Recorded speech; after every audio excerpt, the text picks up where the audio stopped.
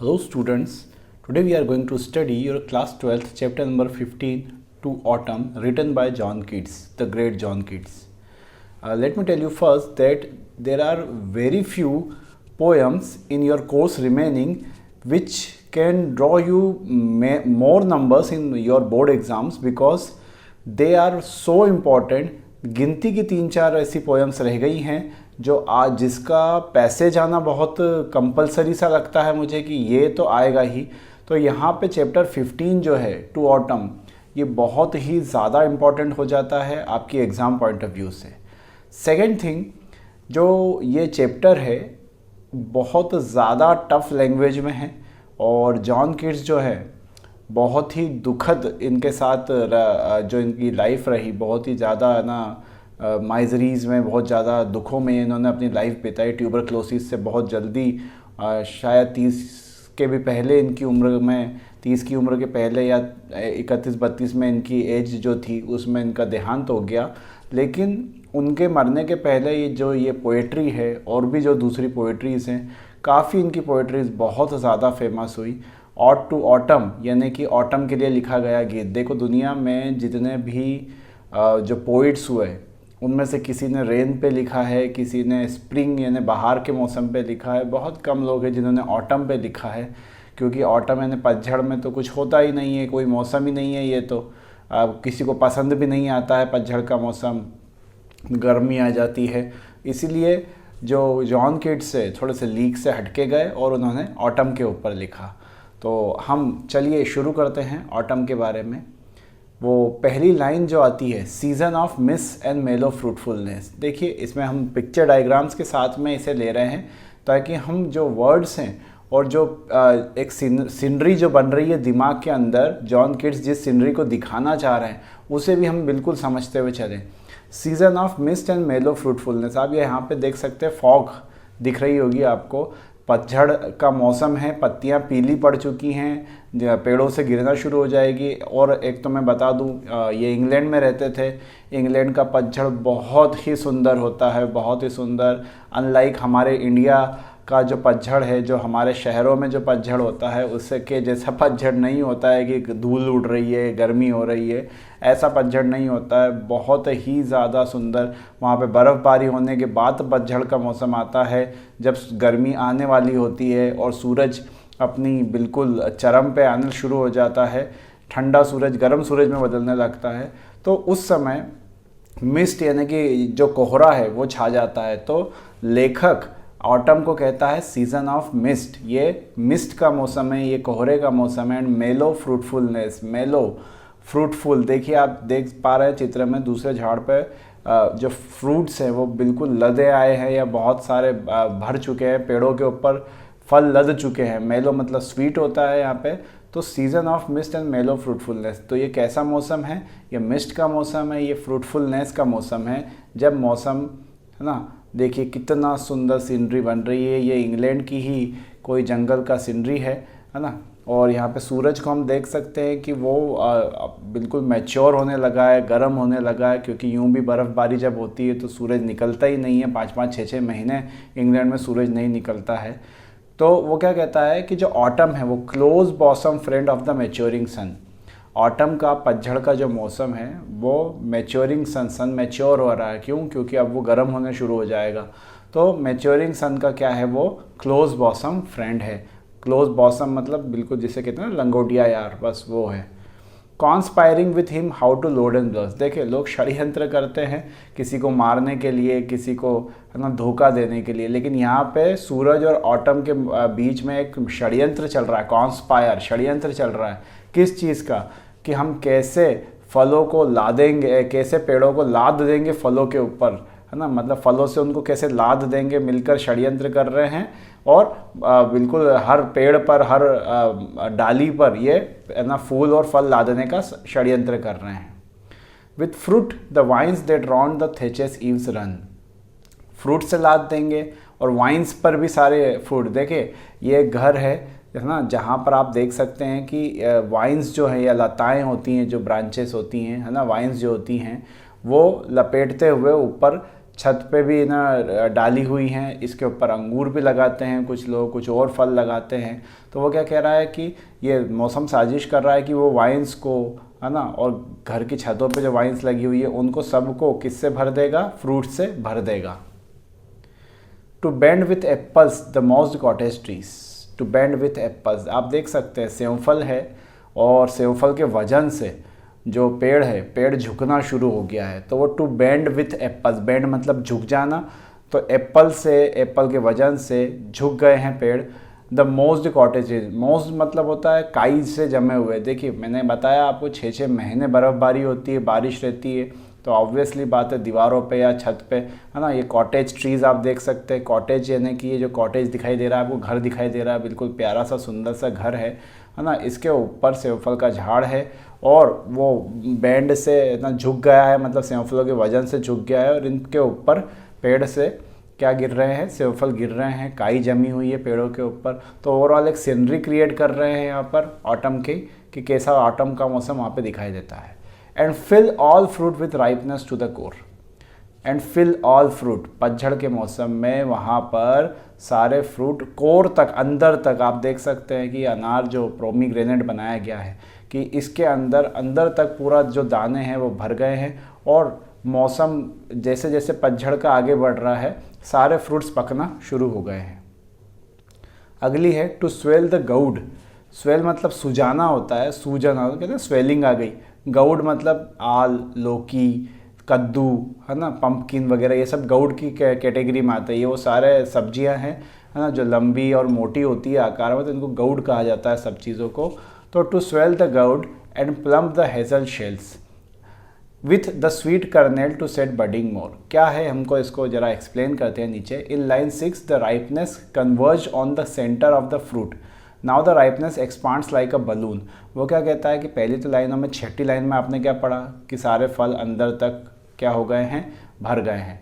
अब वो जो राइपनेस है वो फलों को क्या कर देती है और सब्जियों को क्या कर देती है, फुला देती है, उनको फिल अप कर देती है नट्स से, गौड से। The position of this motion helps the visualize the process, हमको ये सब कुछ विजुलाइज हो रहा है कि हाँ ये सारी चीज़ें घट रही है। गौड्स इंक्लूड्स, गट्स में कौन कौन सी चीज़ें आती हैं, स्क्वैश, जुकीनी, स्पेशली पम्पकिन्स है ना, कद्दू, जुकीनी भी एक तरह की सब्जी होती है।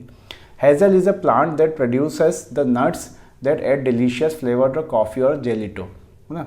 तो हेजल क्या होता है, एक तरह से आप ये समझ लीजिए कि जैसे अखरोट है, तो अखरोट के ऊपर जो शेल है, खाल है, वो क्या है, उसका हेजल है, और अंदर क्या जो भरा हुआ है वो जो गिरी जिसको हम बोलते हैं वो कर्नेल है ना। तो स्वीट कर्नेल खाने में अच्छी लगती है। तो ऐसे बहुत सारे और होते हैं, काजू भी ऐसे ही होता है, पिस्ता भी ऐसे ही होता है, बादाम भी ऐसे ही होता है।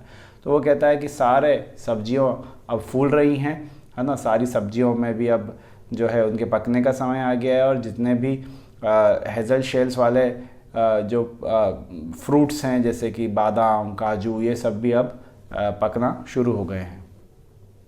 And still more later flowers for the bees until they think warm days will never cease.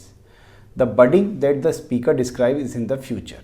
देखो यहाँ पर एक बडिंग शब्द का इस्तेमाल किया गया है, जहाँ पर बडिंग के लिए वो कहता है, बड मतलब कली खिलना, हाँ, तो वो जो कली है वो कब खिलेगी, ऑब्वियसली बात है वो भविष्य में फूल बनेगी।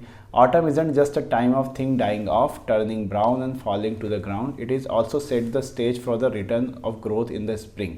From nature's perspective fruit is the mechanism of planting new seeds.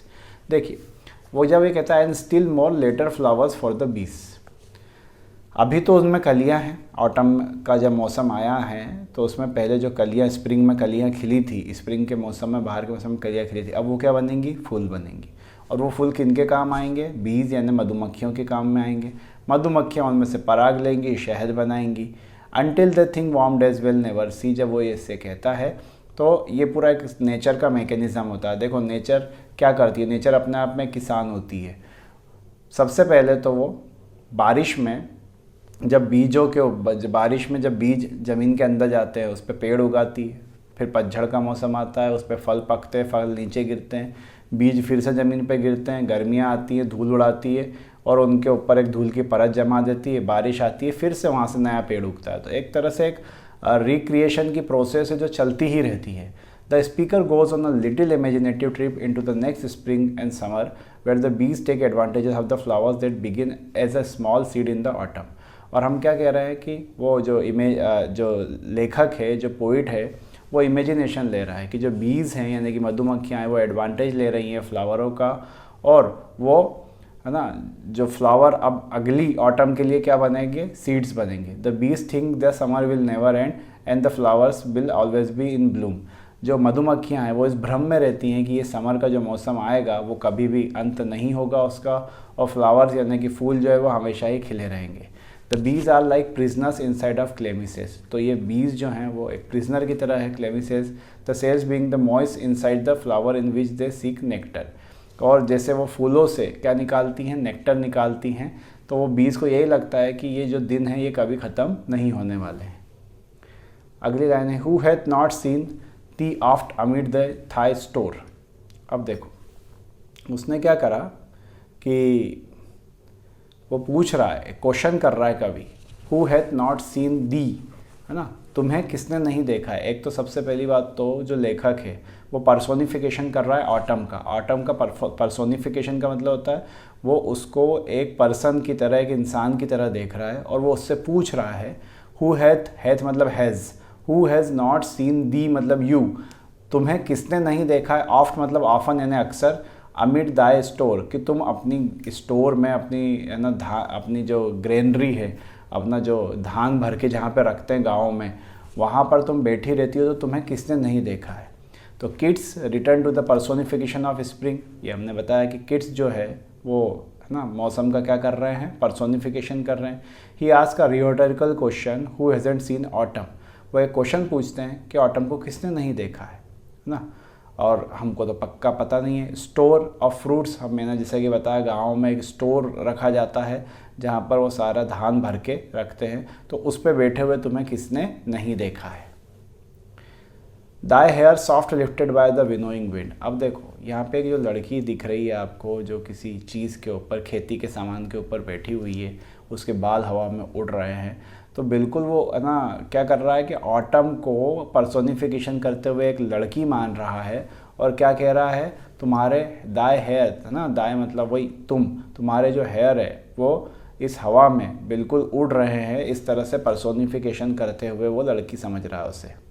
Sometimes whoever seeks abroad may find thee sitting careless on a granary floor. अब वो क्या कर रहा है, he is going to tell us how to find autumn now. वो हमें बता रहा है कि अगर आपको ऑटम को ढूंढना हो, अगर आप चाहते हो कि ऑटम के मौसम को ढूंढो, तो आपको ऑटम कहाँ मिलेगी। All anyone has to do is travel through the countryside hitting up every granary.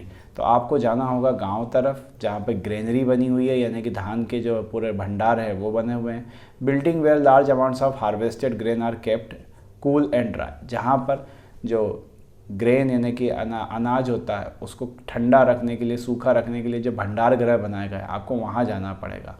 You find autumn sitting on the floor of one of them. और आप पाओगे कि ऑटम उन मौसम उस फ्लोर पे कहीं पर बैठी होगी। Now that the grain has been harvested autumn doesn't have a care in the world. और जब फसल काट ली गई है तो ऑटम को दुनिया सारी से कोई लेना देना नहीं है, इसीलिए वो वर्ड इस्तेमाल करता है sitting careless on a granary floor. Abroad का यहाँ पे मतलब है वाइडली यानी चौड़ा, and through the country side और गाँव तरफ। अब्रॉड मतलब यहाँ गाँव के लिए इस्तेमाल किया गया है, rather then in a foreign country. आप ये ना समझ लें कि वो फॉरेन कंट्री के लिए इस्तेमाल हुआ है। Thy hair soft lifted by winnowing wind. तुम्हारे जो बाल हैं उनको है ना जो हवा है वो क्या कर रही है, उड़ा रही है। From these line we will guess that autumn is a woman, है ना। सबसे पहले तो हम ये मान लेते हैं कि ऑटम क्या है, वुमन है। Not only because season were traditionally personified as female in European art. Europe में जितने लेखक हैं उन्होंने मौसम को एक वुमन यानी कि एक महिला के रूप में ही प्रकाशित किया है। Kids never uses she or her in a direct way in this poem. She या शी वर्ड का इस्तेमाल तो किड्स ने नहीं किया है, लेकिन क्योंकि वहाँ पे सारे ही लोग वुमन मानते थे इसलिए हम भी मान रहे हैं। और जब इस तरह से वो कह रहा है कि लंबे बाल हैं, हवा में उड़ रहे हैं, तो हम यही मान रहे हैं कि कवि ऑटम को एक महिला मानता है। और on half reaped furrow sound asleep drowsed with the fume of poppies while the hook spares the next weed and all its vine flowers. अब क्या कहता है कवि, he says that if autumn is not on the threshing floor she might also be on the furrow of a field। अब आप क्या करने निकले थे, आप ऑटम को ढूंढने निकले थे। अब वो क्या कहता है कवि कि अगर ऑटम आपको फर्श पे बैठी हुई नहीं मिलती है तो फिर वो खेत में होगी। And has only partially been harvested, she is taking a nap because she is earned one, और अभी खेती आधी काटी गई होगी इसलिए वो धान के आपको भंडार गृह में नहीं मिली क्योंकि भंडार गृह पूरा भरा नहीं है, इसलिए अभी ऑटम फिर कहाँ पर होगी, खेत में ही होगी। और वो नैप ने एक झपकी ले रही है ना, क्योंकि उसने आधा कमा लिया। Furrows are the long undulating hills that you see in the fields on top of which crops grow, है ना। फरोज क्या होते हैं, जिसके ऊपर फसल उगती है, छोटे छोटे ढेर जो बन जाते हैं फील्ड में, है ना, उनको फरोज कहा गया है। The speaker claims that autumn is basically drunk on the smell of the Poppy flowers. जैसे हमने एक पोएम पहले पढ़ी थी, after Apple picking. After Apple picking में वो क्या होता है, सेवफल जब तोड़ता रहता है तो उसको इतना ज़्यादा नशा चढ़ता है सेवफलों से ही, है ना, कि उसको नींद आती रहती है। तो यहाँ पे वो क्या कह रहा है कि जो पॉपी फ्लावर्स हैं उनके वजह से क्या हो रहा है कि एक तरह से नशा सा चढ़ा हुआ है उसके ऊपर, और इसीलिए वो खेत में ही सो गई है। She lies on the furrow while on the hook or sickle that she uses to cut the flowers lies unused, she hasn't gotten the next swath the flowers so they are saved for now. तो वो ये क्या कहती है कि वो आराम से सोई हुई है, और वो जो हुक यानी कि दराती जिसको हम कहते हैं जिससे फसल काटी जाती है, वो उसका भी इस्तेमाल नहीं कर रही है क्योंकि उसे नींद आ रही है, वो थकी हुई है। The reference to poppies is no accident. Poppies were used to make opium, a drug that was popular in England in the 19th century. यहाँ पे poppies जो है वो कोई एक शब्द जो है वो ऐसे ही इस्तेमाल नहीं किया गया है। poppies अफीम जो है उसका फूल होता है, और ये ड्रग बनाने के लिए इंग्लैंड में इस्तेमाल होता था, और आज भी भारत में इसका इस्तेमाल किया जाता है। और of course the smell of the flowers alone could not make someone intoxicated, क्योंकि हम तो ये जानते हैं कि फूलों से किसी को नशा नहीं चढ़ सकता, ऑब्वियसली बात है, अफीम का फूल है इसलिए उसको नशा चढ़ रहा है ना। 1920 हमारी जो पोइट्री की लाइन आती है, and sometimes like a gleaner thou dost keep steady thy laden head across a brook. The harvesting metaphors continue as autumn is compare to gleaner. अभी तक हमने उसको लड़की से कंपेयर किया, ऑटम को सीजन ऑफ मिस्ट कहा, सन का दोस्त कहा। अभी भी मेटाफोर यानी कंपेयर करने की प्रक्रिया शुरू है, चालू है, और ऑटम को इस बार कंपेयर किया जा रहा है ग्लीनर से। Someone who picks out the last stalks of grain that were missed during the threshing process. ये ग्लीनर कौन होते हैं, ये वो लोग होते हैं जो धान को, है ना, जब धान उठाया जाता है थ्रेशिंग प्रोसेस से, तो उसमें जो धान छूट जाता है खेत में, उसको बटोरने का काम ग्लीनर करता है। Autumn puts her head down to cross over a brook, her head is laden on or heavy yet another image of weight. अब वहाँ पे वो ऑटम को क्या मान रहा है कि ऑटम जो है ब्रुक यानी कि एक जो झरना होता है या नहर होती, खेतों में जो नहर छोड़ी जाती है ना, वो उसकी तरफ झुका हुआ है, सारा सामान बटोर रहा है, सारा धान जो बटोर रहा है, उसको इस तरह से डिस्क्राइब वो लेखक करता है। आगे है, और by a cider press with patient look thou watches the last oozing hours by hours. अब लाइनों में क्या क्या समझाना चाह रहा है वो, but if we still haven't had autumn, अभी तक हम ऑटम को ढूंढ रहे थे, ऑटम नहीं मिली, अब कहाँ है ऑटम। अगर हमको अभी तक ऑटम नहीं मिली है, after searching all those other places, सारी जगह हमने ऑटम को ढूंढ लिया लेकिन वो नहीं मिली, we might try the cider press. तो हमें चलना चाहिए, वो जो जूस निकालने की मशीन होती है जहाँ लगी होती है, खेत के पास ही जूस लगाने की मशीन है, हमें वहाँ चलना चाहिए। Where she is totally mesmerised watching the fruit get squeeze, जहाँ पर वो बैठी होगी और देख रही होगी कि फलों से जो जूस है वो कैसे निकाला जाता है, वो कैसे गाढ़े और शुगरी जूस में बदलता है। Cider is frequently alcoholic, so this could be another reference to intoxicate. अब यहाँ पे साइडर का इस्तेमाल किया गया है साइडर से, और ऑब्वियसली बात है शराब भी उनकी मदद से ही वहाँ पे वाइन्स बनाई जाती है, इसलिए भी उसका यूज़ किया गया है। Autumn has nothing to do, nowhere to be, she can patiently watch the thick juice or ooze of the apple drop from the press for hours. यहाँ पे जो वर्ड इस्तेमाल हुआ है, watches the last oozing hours by hours, कि वो जो आखिरी रस निकलता है ना, जैसे वो मशीन में से डालकर जो आखिरी निचोड़ भी निकाला जाता है ना, उसको घंटों बैठ के वो देखा करती है। अगली लाइन से, where are the songs of spring. अब ये थर्ड स्टांजा शुरू हो जाता है हमारा। अब थर्ड स्टांजा में हो गई, सेकंड स्टांजा में किसानी की बात हो गई, जस्ट जूस निकालने की बात हो गई। तीसरा स्टांजा जब चालू होता है तो वो क्या कहता है कि कहाँ हैं बहार के गीत, क्योंकि आज तक हमने बारिश के गीत सुने हैं, हमने बाहर के गीत सुने, हमने पतझड़ के गीत नहीं सुने। तो वो ये पूछ रहा है कि भाई बाहर के गीत कहाँ हैं, where are they, think not of them, thou hast thy music too. तो वो कहता है कि तुम उसके बारे में मत सोचो, अब स्प्रिंग के मौसम म्यूज़िक के बारे में मत सोचो, तुम्हारा यानी ऑटम का भी अपना एक म्यूज़िक है। वो उससे कहता है कि तुम्हारा खुद का भी अपना एक म्यूज़िक है, और वो कौन सा है? While bad clouds bloom the soft dying day and touch the stable plains with rosy hue। क्या कह रहा है वो? The speaker begins to describe the song of autumn, it's more of metaphorical song। जो स्पीकर यानी कि कवि है वो अब पतझड़ के गीत को समझाना चाह रहा है। He describes the patchy clouds between which patches of sky can be as barred, है ना। वो पेची स्काइस को बता रहा है कि जैसे यहाँ पे बादल है, यहाँ पे बादल है, थोड़ी दूर और बादल है, बादल पूरी तरह से छाए हुए नहीं है, नीला आसमान है, उसमें थोड़े थोड़े दूर दूर बादल हैं। This clouds appear to be the bloom like flowers. ऐसा लगता है कि ये किसी झाड़ पर फूल खिले हों छोटे छोटे, ऐसे वो बादल दिखाई दे रहे हैं। As a light up with the colours of sunset. और जब वो सनसेट के जो कलर है उससे मैच होते हैं, the use of bloom is a direct challenge again to the spring time.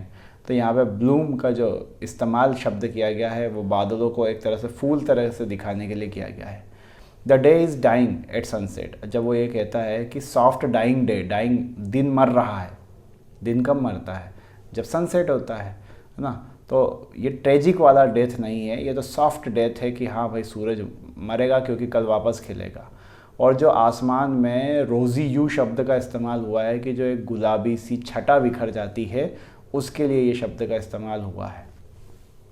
आगे कवि कहता है देन इन वेलफुल चोर, है ना, चोरस या कोर जो बोलते हैं उसको, द स्मॉल जीनेट्स मॉन among the river sallows borne aloft or sinking as a light wind lives or dice.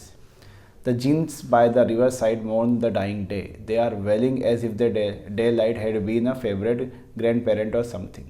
यहाँ पे जीनेट्स मतलब कीड़ों के लिए इस्तेमाल किया गया है। जो कीड़े हैं, है ना, वो क्या कर रहे हैं? विलाप जता रहे हैं। क्यों? क्योंकि दिन ढल रहा है और वो चिल्लाना शुरू कर देते हैं। हमें बहुत अच्छे से पता है कि जितने कीड़े मकोड़े होते हैं वो गर्मी के दिनों में खेतों के अंदर बहुत एक तरह का साउंड क्रिएट करते हैं, जो झिंगुरों का साउंड होता है वो साउंड क्रिएट करते हैं, जिसके कारण एक बहुत ही म्यूज़िक जो है, एक तरह का म्यूज़िक वहाँ पर गूंजना शुरू हो जाता है। In fact they are just doing what gnats do, coming out at evening time. वो कीड़े वही कर रहे हैं जो अक्सर कीड़े सारे करते हैं। वो शाम के समय आ जाते हैं बाहर और फिर एक साउंड, जो कलेक्टिव साउंड होता है, उनकी छोटी छोटी आवाज़ें जो रहती सारे कीड़े मकोड़ों की, वो कलेक्टिव साउंड गूंजना शुरू हो जाता है। Gnat specially like to hang out in wet areas. आपको पता ही होना चाहिए कि जो कीड़े मकोड़े होते हैं वो वेट यानी गीले एरियाज़ में ज़्यादा आसपास रहते हैं, पेड़ों के पास रहेंगे, है ना। And here we find them near the willow or sallow trees down the river. तो हमें ये विलो पेड़ों के बीच में मिलते हैं ज़्यादा। There movement appears to be the coordinated with the light, light gets brighter. वो लाइट के हिसाब से जैसे जैसे रोशनी बढ़ती है ये ऊपर की ओर उठते हैं, अगर लाइट्स डिम होती है तो जीनेट्स भी, जो कीड़े मकोड़े हैं, वो नीचे आ जाते हैं। Kids is having all kinds of fun with movement and direction in this poem. तो किड्स हर तरह की मूवमेंट्स, डायरेक्शन, कीड़े मकोड़ों की सबकी बातें कर रहे हैं। सनसेट के समय कैसा माहौल बनता है उसके बारे में हमें बता रहे हैं। अब ये देखिए, ये रेड ब्रेस्ट पक्षी है जिसका आगे जिक्र आने वाला है। इसे रेड ब्रेस्ट पक्षी कहा जाता है। ये ट्विटर्स यानी कि चिड़ियाएँ हैं, छोटी छोटी चिड़ियाओं को ट्विटर्स कहा जाता है, जो आसमान में इस तरह से शाम के समय झुंड बना के उड़ती रहती है। तो इनका जिक्र आएगा हमारी अगली और लास्ट लाइन्स में। And full grown lambs loud bleat from hilly bourn. Full grown lamb, lamb मतलब भेड़ के बच्चे, है ना। वो भेड़ के बच्चे हैं, वो भी उस समय क्या कर रहे हैं? साउंड बना रहे हैं, वो भी आवाज़ें लगा रहे हैं। हेजेस क्रिकेट सिंग, झिंगुर गा रहे हैं। And now with treble soft the red breast whistle from a garden croft. जो रेड ब्रेस्ट पक्षी है वो भी अपनी विस्लिंग देना यानी कि अपनी ध्वनि निकालना शुरू करता है। और आसमान में जितनी स्काइज़ में जितनी ट्विटर या छोटी चिड़िया इकट्ठी हो गई हैं उनका भी एक साउंड मिक्स हो जाता है। यही पतझड़ का म्यूज़िक होता है। तो जो पोयम है वो कंक्लूड करती है दूसरे जानवरों की आवाज़ों से, है ना, जहाँ पर वो भेड़ों की आवाज़, झिंगुरों की आवाज़, है ना, रेड ब्रेस्ट पक्षी की आवाज़ और चिड़ियाओं की आवाज़ से बताता है कि ऐसा होता है पतझड़ का म्यूज़िक। और इसके साथ ही ये पोएम ख़त्म होती है। काफ़ी लंबी, बहुत ही टिपिकल और बहुत ही डिफ़िकल्ट वर्ड्स के साथ में ये पोएम है। आपको समझने में काफ़ी दिक्कत हो सकती है, लेकिन अगर आप 1-2 बार सुनेंगे तो ये आपको समझ आएगी, स्टडी करने पे बिल्कुल आसानी से समझ आ जाएगी। So thank you for watching. We will see the question answers of this chapter in the next video. Thanks.